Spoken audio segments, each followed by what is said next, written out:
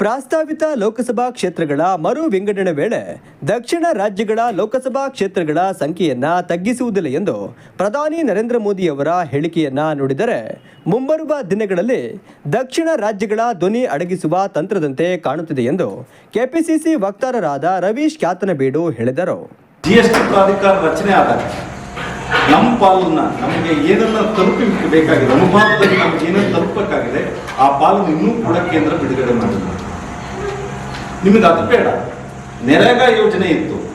ನರೇಗಾ ಯೋಜನೆಯನ್ನ ಬಿ ರಾಮ್ಜಿ ಅದೇನೋ ಹೊಸ ಯೋಜನೆಯನ್ನ ರೂಪಿಸ್ಬಿಟ್ಟು ಮಾರ್ಗಸೂಚಿ ಇಲ್ಲದೆ ಡಿಸೆಂಬರ್ 2025ರಲ್ಲಿ ಜಾರಿ ಮಾಡ್ತಾರೆ.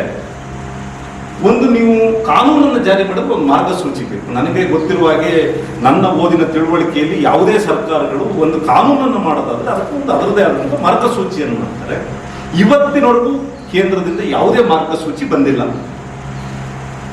ಮಾರ್ಗಸೂಚಿ ಇಲ್ಲದೆ ಯಾವುದೇ ಕಾರ್ಯಕ್ರಮವನ್ನು ಅನುಷ್ಠಾನ ಮಾಡೋಕ್ಕೆ ಯಾವುದೇ ಸರ್ಕಾರಗಳು, ಯಾವುದೇ ಸ್ಥಳೀಯ ಪ್ರಾಂತ್ಯದ ಪ್ರದೇಶದ ಚುನಾವಣಾ ಸಂಸ್ಥೆಗಳು ಮಾರ್ಗಸೂಚಿ ಇಲ್ಲದೆ ಯಾವುದೇ ಕೆಲಸ ಮಾಡೋದಿಲ್ಲ.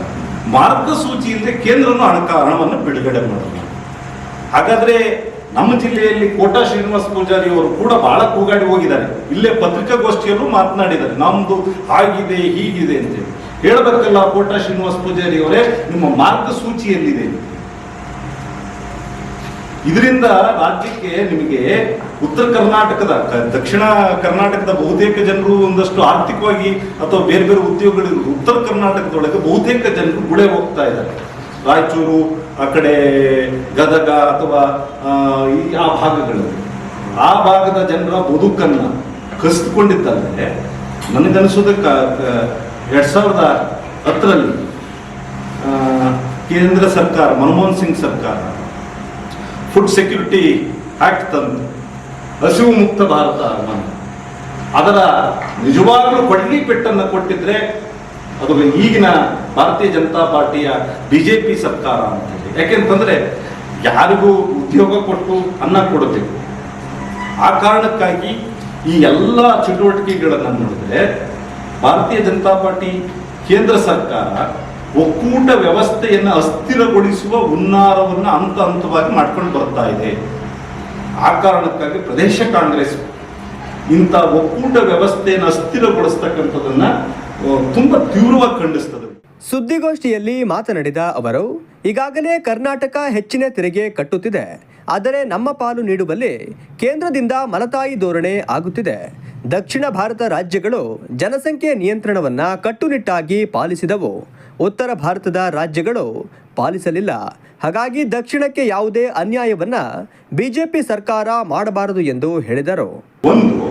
ಮತ್ತೆ ಕಾಂಗ್ರೆಸ್ ನೆಹರು ಕಾಲದಿಂದ ಹಿಡಿದು ಬಹಳಷ್ಟು ಮತ್ತೆ ಬೇರೆ ಬೇರೆ ಪಕ್ಷದ ಪ್ರಧಾನಮಂತ್ರಿಗಳು ಕೂಡ ಒಕ್ಕೂಟ ವ್ಯವಸ್ಥೆ ಪೂರಕವಾಗಿ ಕೆಲಸ ಮಾಡಿದ್ದಾರೆ.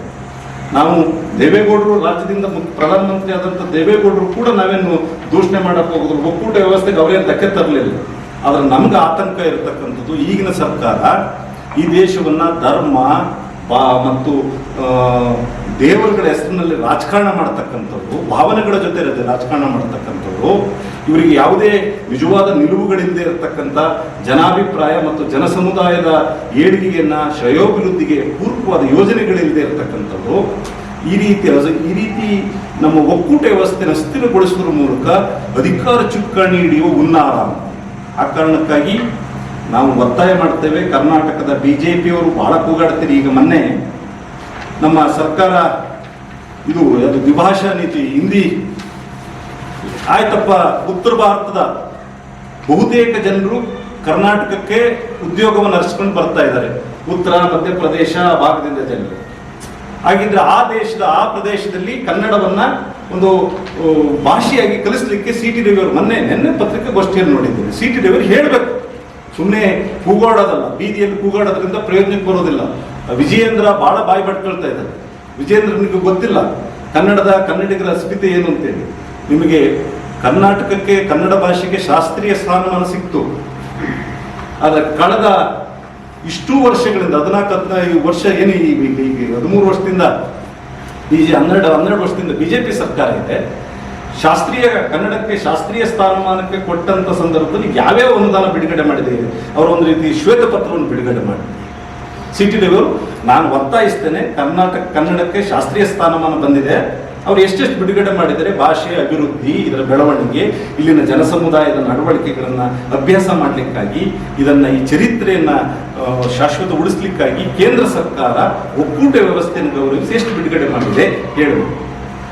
ಅಶೋಕ್ ಅವರು ಬಹಳ ಕೂಗಾಡ್ತಾ ಇದ್ದಾರೆ, ಕನ್ನಡ ಬಹಳ ಆಗ ಮಾಡಿದ್ರು, ಹಿಂದಿಯನ್ನು ಹೀಗೆ ಮಾಡಿ. ನನಗನ್ಸೋದು ಅಶೋಕ್, ವಿಜಯೇಂದ್ರ, ರವಿ, ಶೋಭಾ ಕರಂದ್ಲಾಜೆ, ಜೋಶಿ ಅವರಿಗೆ ಬೆನ್ನು ಮೂಳೆ ಇಲ್ಲ. ಯಾಕೆ ಅಂತಂದ್ರೆ ಅವರು ಯಾರು ಅಮಿತ್ ಶಾ ಮತ್ತು ಮೋದಿ ಅವರನ್ನ ಬೆಂಬಲಿಸ್ಲಿಕ್ಕೆ ಅಥವಾ ಅವರನ್ನ ಅಭಿಪ್ರಾಯ ಗಳಿಸ್ಲಿಕ್ಕಾಗಿ ಕನ್ನಡದ ನೆಲದ ಜನರ ಅಸ್ಮಿತೆಯನ್ನು ಕೊಲ್ಲುವ ಕೆಲಸವನ್ನ, ನನಗನಿಸ್ತದೆ ಇವರು ಕನ್ನಡಿಗರ ಕುಲಕಂಟಕರು. ಕನ್ನಡಿಗರ ನಿಜವಾದ ಕುಲಕಂಟಕರು ಯಾರು ಇದ್ರೆ ಇವರೇ. ಯಾಕೆಂತಂದ್ರೆ ಕನ್ನಡದ ಭಾಷೆಯನ್ನ, ಕನ್ನಡದ ನೆಲದ ಜನರು, ಇದಕ್ಕೆ ಚರಿತ್ರೆ ಇದೆ. 3,000-4,000 ವರ್ಷದ ಚರಿತ್ರೆ ಇದೆ. ಇಂದಿಗೆ ಎಷ್ಟು ಸಾವಿರದ ವರ್ಷ ಚರಿತ್ರೆ ಅವ್ರು ತೆಗೆದು ನೋಡ್ಲಿ ಚರಿತ್ರೆಯನ್ನು. 800ರಿಂದ 1000 ವರ್ಷದ ಚರಿತ್ರೆ ಇಂದಿಗಿದೆ. ಕನ್ನಡಕ್ಕೆ ತನ್ನದೇ ಆದಂತಹ 2,500-3,000 ವರ್ಷದ ಚರಿತ್ರೆ ಇದೆ.